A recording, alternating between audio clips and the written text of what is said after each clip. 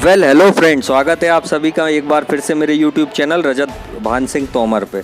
तो दोस्तों, जैसा कि आप जानते हैं कि ये वीडियो जो मैं बनाने वाला हूँ, ये मेरे एक सब्सक्राइबर ने मुझे एयर टेस्ट की वीडियो बना के पहुँचाई है फिशर F11 के बारे में। तो जो मेरा सब्सक्राइबर हैं जोल जी, उनका मैं धन्यवाद देना चाहता हूँ। उनने मुझसे बोला था कि सर मैं आपको एक एयर टेस्ट की वीडियो पहुँचाऊँगा, प्लीज़ आप चैनल पे उसको वॉइस ओवर दे के डालना। तो मैंने आज उस पर वॉइस ओवर दे के और वो वीडियो चढ़ाने वाला हूँ।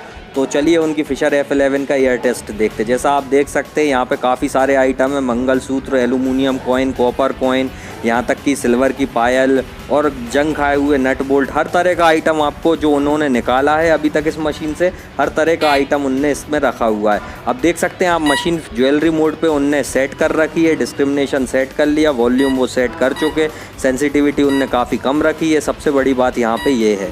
और कॉइल जो है उनकी उस सीधी रखी हुई है। सीधी से मतलब है डिटेक्टर से जब हम टेस्ट करते हैं तो नीचे को कॉइल पेनिट्रेट करती है, तो हमें नीचे आइटम देखना चाहिए, लेकिन उनने इस वीडियो में मशीन के ऊपर लगा के देखे हैं, तो कई आइटम मशीन छोड़ेगी भी। तो चलिए देखते हैं। ये जंग खाए हुए नट ये फेरस पे आते हैं ज़्यादातर करके, लेकिन ज्वेलरी मोड पे डिटेक्टर तो इन्हें बताएगा ही नहीं। क्यों नहीं बताएगा? क्योंकि ज्वेलरी मोड पे रन हो रहा है। मतलब भाई फेरस आइटम कुछ भी आ जाए, यानी लोहा कुछ भी आ जाए, डिटेक्टर नहीं बताएगा। लेकिन अगर नॉन फेरस आइटम कोई भी चीज़ आती है तो डिटेक्टर उसको काफ़ी अच्छे से पकड़ेगा।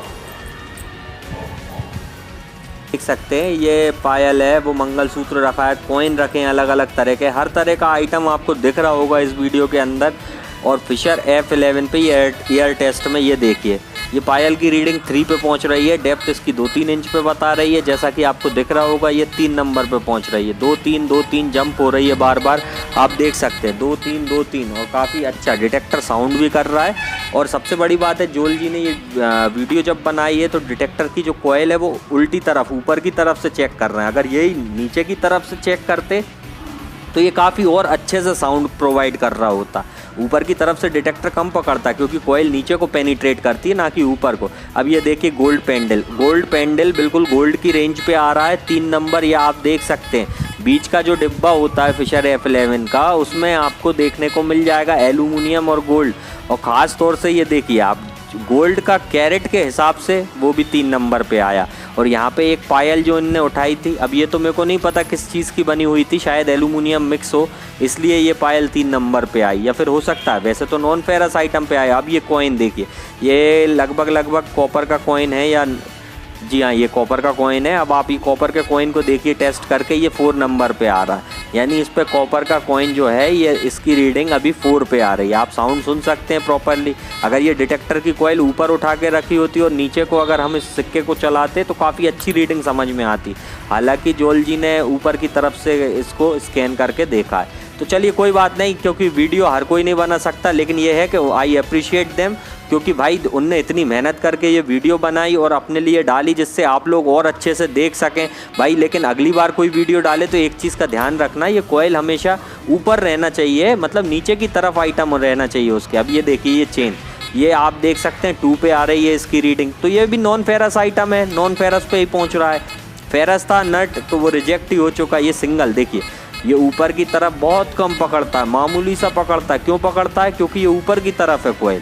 अब ये नीचे, हम तो भाई जब कॉइल चलाते हैं वो नीचे को ही चलाते हैं ना, तो इस चीज़ का ज़रूर ध्यान रखें। अब ये देखिए कॉइन, कुछ कॉइन तो ये पकड़ेगा ही नहीं, ये शायद निकल और एल्यूमिनियम के, ये एल्यूमिनियम के हुए तो भाई ये पकड़ेगा। और ये देखिए आप एल्यूमिनियम है शायद, जहाँ तक है ये मेरे को साफ़ नहीं दिख रहा है कितने रुपए का कॉइन है, लेकिन मैं इतना ज़रूर बता सकता हूँ ये 20 पैसे का है। जी हाँ ये एल्यूमिनियम है। अब ये एल्यूमिनियम देखिए 4-6 हाई रीडिंग पे पहुँच रहा है, थोड़ा सिल्वर स्टील के टारगेट पे पहुँच रहा है, 6 पे पहुँच गया क्योंकि मिक्सअप होगा शायद। ये देखिए ये भी एल्यूमिनियम, ये भी 6 पे पहुँचा, तो 10-20 पंजी आप देख सकते हैं 6 पे पहुँच रही है एल्यूमिनियम की रीडिंग अभी। तो ये कॉइन है जो 6 पे पहुंच रहा है। अब कुछ निकल के कॉइन है, निकल के जानते ही 1 रुपये 2 रुपये के कलदार जो आते थे, आप लोग समझते ही होंगे, सिक्के जो 1-1 2-2 के आते थे वो निकल के होते हैं। अब निकल क्या होता है भाई, डिटेक्टर में सबसे बैड कंडक्टर अगर इलेक्ट्रिसिटी का कोई चीज़ है तो वो निकल है, इतना अच्छा नहीं होता। तो उसको कैच करने में डिटेक्टर को भी अब प्रॉब्लम होने वाली है। ये बात तो मैं आपको लिख के दे देता हूँ कि अब डिटेक्टर को बहुत ही प्रॉब्लम होगी, क्योंकि जहाँ निकल का कॉइन आएगा, ये देखिए, ये मैंने जो आपसे कहा था वही बात, अगर कॉइल के नीचे से ये अगर चलाते कॉइन तो ये पकड़ लेता। अब ये सिंगल कॉइन में बड़ी मुश्किल से पकड़ा, 2-3 उठाओ तब पकड़ा। ये निकल की सबसे बड़ी दिक्कत है मतलब जो निकल की डाइम होंगी, मतलब निकल के जो कॉइन होंगे वो ऊपर की तरफ से बहुत ही कम पकड़ेगा, क्योंकि निकल कभी भी डेप्थ में नहीं बताता डिटेक्टर, चाहे कोई भी हो। निकल इतना अच्छा कंडक्टर नहीं होता, उसमें मैग्नेटिक फील्ड भी इतनी हाई नहीं होती। अब ये सब कॉइनों को अगर इकट्ठा करके चलाएं तो निकल की स्ट्रॉन्ग रीडिंग हो सकती है।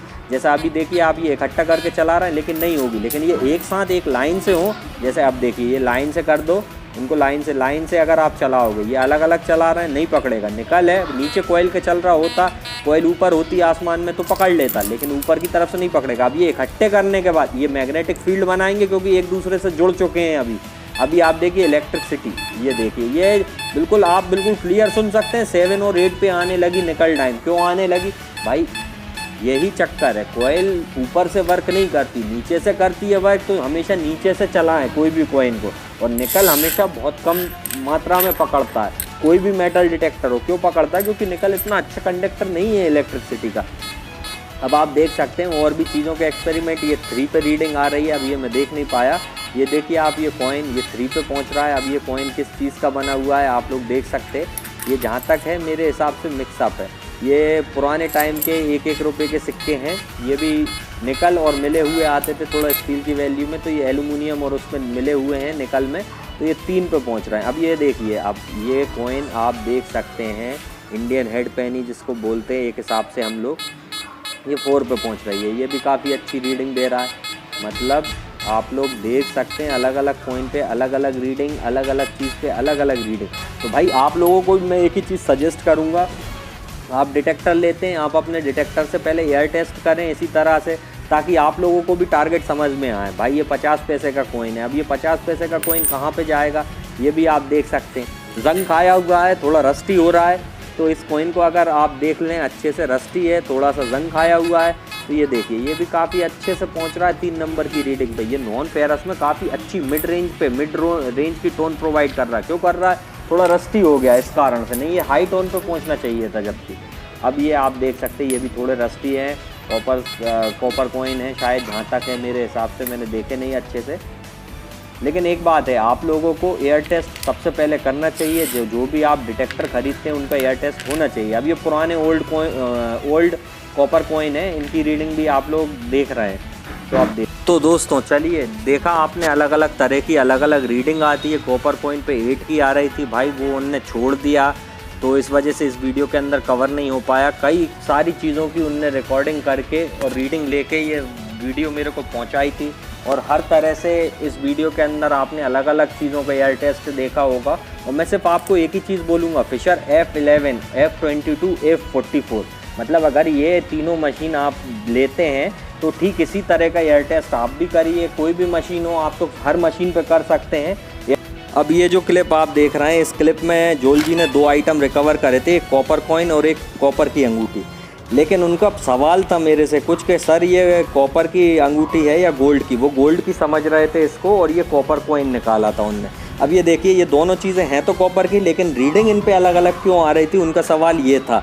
तो मैं इस चीज़ का आज आप लोगों को भी जवाब देता हूँ क्यों अलग अलग था। पहले इनकी रीडिंग देखिए, जो उनने निकाला था उस टाइम पे रीडिंग बता रहा था।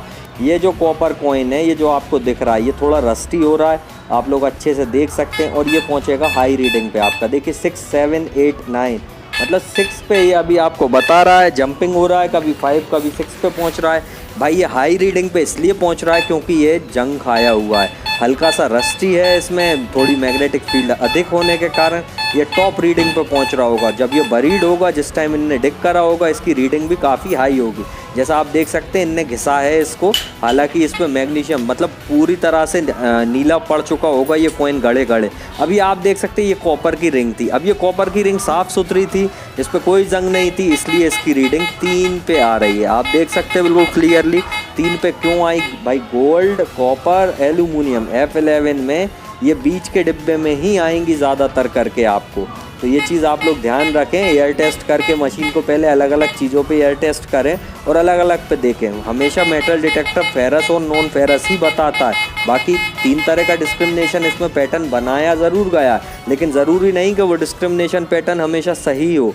तो ये कॉपर कॉइन और ये जो अंगूठी जोल जी ने निकाली है, इनको आपने देख ही लिया टेस्ट कि भाई इनको क्या दिक्कत हो रही थी, और आप लोग भी समझ सकते हैं कि ये वजह थी और इस वजह से इनको ये दिक्कत आई। ऐसी दिक्कतें आप लोगों को भी हो सकती है। सिग्नल कुछ बताएगा, रीडिंग कुछ बताएगी। एक चीज़ ध्यान रखें, अपने कानों पे भरोसा रखें कि मीडियम टोन आ रही है या हाई टोन आ रही है। ये चीज़ पे ध्यान रखें। टारगेट को बार बार रिकवर करके देखें और टारगेट को घूम घूम के चेक करें, तो आपको ये समस्या नहीं आएगी। और आशा करता हूँ जोल जी आपको आंसर मिल गए होंगे सारे, और आप लोग भी समझ गए होंगे कि मेटल डिटेक्टर को लेने के बाद क्या करना है। सबसे पहले एयर टेस्ट करो, उससे आपको नॉलेज अच्छा मिलता है। तो अब मेटल डिटेक्टर खरीदने के लिए कांटेक्ट करो Vishko metal detector and engineering equipment पे, और इस वीडियो को लाइक करो, शेयर करो, कमेंट करो, और चैनल को ज़्यादा से ज़्यादा सब्सक्राइब करो, क्योंकि मेटल डिटेक्टर का गिव अवे है। तो फिर मिलेंगे गाइस, गुड बाय।